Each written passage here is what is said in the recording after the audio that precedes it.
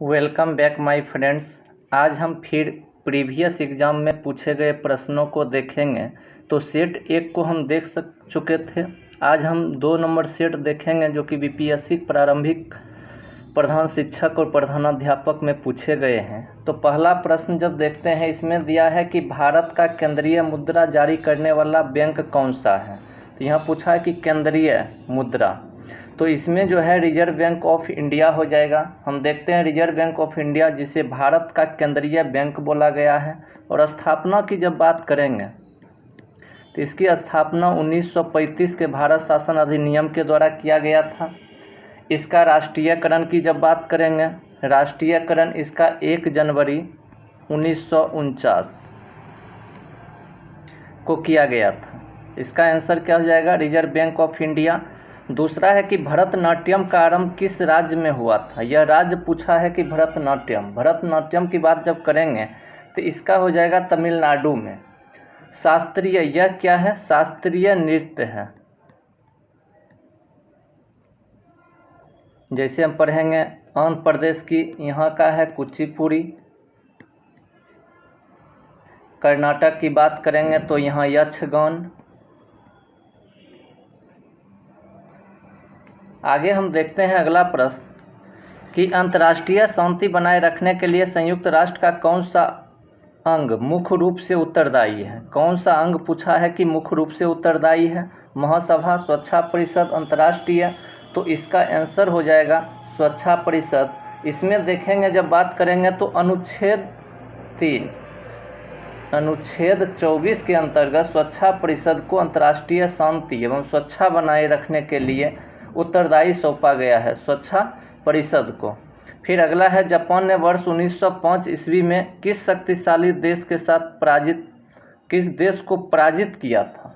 तो 1905 देखेंगे कि युद्ध जो हुआ था रूस और जापान के साथ। किसके साथ हुआ था? रूस और जापान के बीच। इस युद्ध में जापान ने रूस के जहाज़ी बेड़े को पराजित किया था। इसमें पोर्ट्समाउथ की संधि के द्वारा इस युद्ध का अंत भी किया गया था। इसका आंसर क्या हो जाएगा? बी। अगला फिर देखेंगे कि मुस्लिम लीग की स्थापना कब हुई थी। तो मुस्लिम लीग की स्थापना देखेंगे तो मुस्लिम लीग की स्थापना 1906 ईस्वी में किया गया था। किसके द्वारा? एक आगा खां और एक थे नवाब सलीमुल्लाह खां। 1906 में इसका हुआ कहाँ था? ढाका में।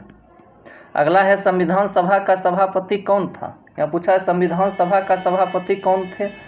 तो इसमें देखें संविधान सभा के सभापति की बात करेंगे तो डॉक्टर राजेंद्र प्रसाद। जबकि प्रारूप समिति की अगर बात किया जाता तो प्रारूप के हो जाते भीमराव अंबेडकर। और बनाने में कितना दिन लगा था? 2 वर्ष 11 माह 18 दिन। इसके बाद फिर अगला देखेंगे कि संसद की कौन सी समिति नियंत्रक एवं महालेखक परीक्षक की रिपोर्ट की समीक्षा करती है। इसमें पूछा है कि कौन सी समिति नियंत्रक एवं महालेखा परीक्षक का। तो इसका हो जाएगा सार्वजनिक लेखा समिति। इसके बाद है, प्रसिद्ध मेग्ना कार्टा पर इंग्लैंड के किस राजा ने हस्ताक्षर किए थे। प्रसिद्ध मेग्ना कार्टा पे तो इसमें देखेंगे कि प्रसिद्ध मेग्ना कार्टा सबसे पहले 1215 ईस्वी में इंग्लैंड के राजा किंग जॉन द्वितीय थे। क्या नाम था? किंग जॉन द्वितीय। इन्होंने ही हस्ताक्षर किए थे। इसे बात जब करेंगे तो ब्रिटिश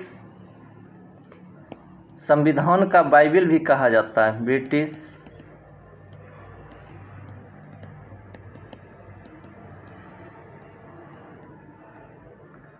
फिर अगला देखेंगे इसमें कि जलियांवाला बाग में निर्दोष लोगों को गोलियां मारने के लिए चलाने का आदेश कौन दिया था। तो इसमें देखेंगे कि जनरल डायर के द्वारा आदेश दिया गया था। यह कब हुआ था? 13 अप्रैल 1919 को। अगला, आगरा शहर को किसने बसाया था। आगरा शहर को किसने? तो आगरा शहर को सिकंदर लोदी। स्थापना जो बात करेंगे तो आगरा शहर की स्थापना 1504 ईस्वी में किया गया था। उसे 1506 ईस्वी में इसको अपनी राजधानी बनाया था। राजधानी कौन? सिकंदर लोदी। अगला, लोकसभा के निर्वाचित सदस्यों की अधिकतम संख्या कितनी हो सकती है? तो इसमें दिया है लोकसभा की अधिकतम संख्या की बात, और बात किया है यहाँ निर्वाचित की। निर्वाचित में पढ़ेंगे 550 अधिकतम संख्या हो सकती है और 2 एंग्लो इंडियन को किया जाता है। जबकि वर्तमान की बात करेंगे तो अभी 545 हैं, 543 प्लस 2 एंग्लो इंडियन 545। जबकि ऑप्शन में दिया हुआ 500 जो कि नहीं, 525 545 की बात किया तो 500 चूँकि निर्वाचित पूछा है तो 543 ही होगा। ये भी नहीं तो इनमें से कोई नहीं हो जाएगा। उसके बाद है कि 1 रुपया के नोट पर किसके हस्ताक्षर होते हैं? 1 रुपया के नोट पर किसके हस्ताक्षर किए जाते हैं?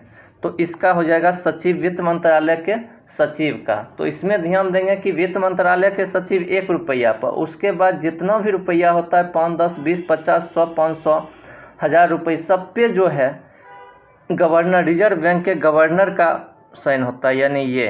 तो 1 रुपया पे किसका? सचिव, वित्त मंत्रालय के। अगला है कि भारत में कौन सी रेलगाड़ी अपनी यात्रा में सबसे लंबी दूरी तय करती है? तो इसमें ऑप्शन में देखेंगे तो ऑप्शन के अनुसार हो जाएगा सी, लेकिन वर्तमान में इसकी बात करेंगे तो एग्ज़ाम से पहले इसको देख लिया करेंगे कि नई ये आ जाएगी करंट अफेयर्स में।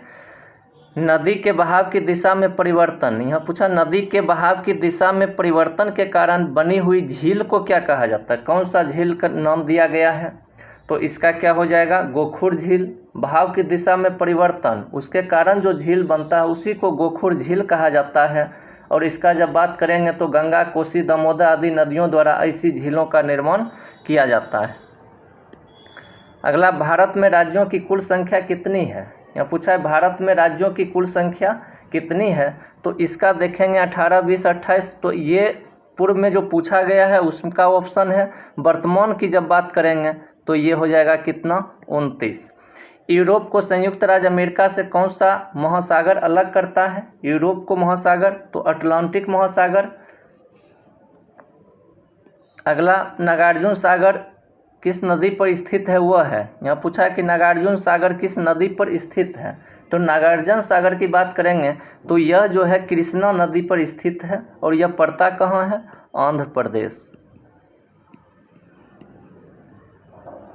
इसके बाद है कि संविधान सभा द्वारा भारत के संविधान को किस दिन पारित किया गया था?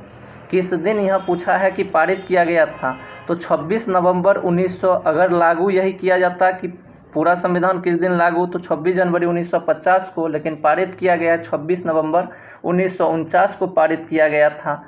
इस दिन कुछ जो है प्रावधान तत्काल लागू किया गया था, जैसे नागरिकता, चुनाव, अस्थायी संसद, इसका प्रावधान तत्काल जो है लागू किया गया था। अगला, भारत में सबसे लंबी नदी कौन सी है? तो भारत में सबसे लंबी नदी की बात करेंगे तो गंगा सबसे लंबी नदी है। इसकी कुल लंबाई कितनी है? 2510 किलोमीटर। यहाँ पूछा है भारत में सबसे लंबी नदी, जबकि अगर पूर्व की बात करेंगे, सबसे लंबी नदी की बात करेंगे तो सिंधु सबसे लंबी नदी है, जिसकी लंबाई कितनी है? 2900 किलोमीटर। लेकिन यहाँ पूछा गया है भारत में, तो भारत में गंगा सबसे लंबी नदी है, जिसकी लंबाई कितनी है? 2510 किलोमीटर। अगला है 500 से अधिक रजवाड़ों देशी रियासतों के भारत में विलय के लिए कौन? इनका जो है कार्ड सौंपा गया था किनको? सरदार वल्लभ भाई पटेल को ही सौंपा गया था। इस प्रकार हम 20 प्रश्नों को देखें। अगला फिर सेट नंबर 3 आएगा। धन्यवाद।